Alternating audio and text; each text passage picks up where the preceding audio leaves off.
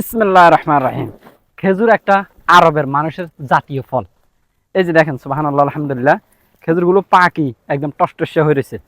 তো আরো কিছু গোড়াতে আছে, এই যে এদিকে আসেন।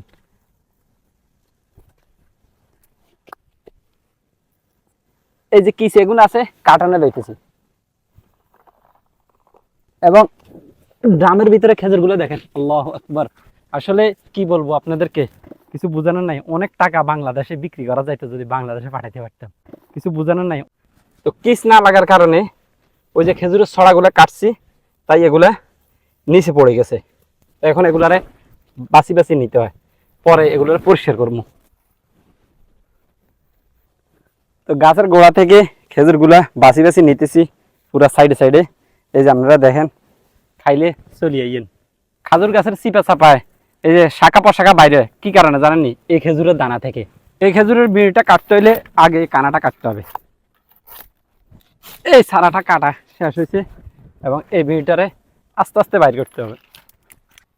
বিসমিল্লাহির রহমানির রহিম। আমাদের বাংলাদেশে বেশিরভাগ এই খেজুরগুলো, আমি যত ইউটিউবার ভিডিওতে দেখছি সবগুলো এগুলো দেখছেন, কি সুন্দর কালার। আরেকটা কাটে নিলাম। এই যে আমরা দেখেন, একটা খেজুর যদি না খাই তো কেমনে হবে? বিসমিল্লাহির রহমানির রহিম। আরেকটা খাই, খাইতে ভালো লাগে। দেখছেন কালার, ওহো। তো খেজুর বাগানে কাজ এত সহজ না, বুঝছেন নি? যত সহজ দেখা যায় এত সহজ না।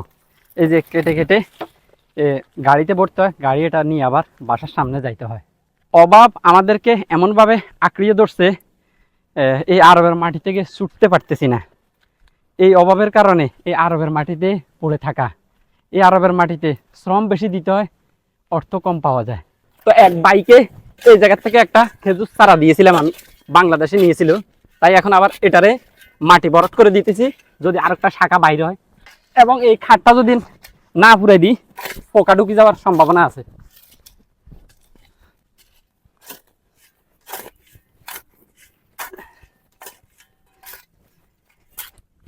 এটাই হচ্ছে আরবের কষ্ট ভাই। একদম সুন্দর করে একদম সমান করে দেওয়া লাগে। দেওয়ার কারণ হচ্ছে পানি যেন গাছের সাইরো কিনার ঘুরে ঘুরে পড়ে। তো গাড়িটা নিয়ে ঘরের সামনে চলে যেতেছি। অনেকক্ষণে তো কাজ করলাম। গ্রামের অবস্থা দেখছেন, গ্রামের অবস্থা তো শেষ নাই। দেখছেন খাজুর, সুবহানাল্লাহ, আলহামদুলিল্লাহ, এবং একদম গাছ পাকা খেজুর। খেজুর খাইলে চলে আসেন।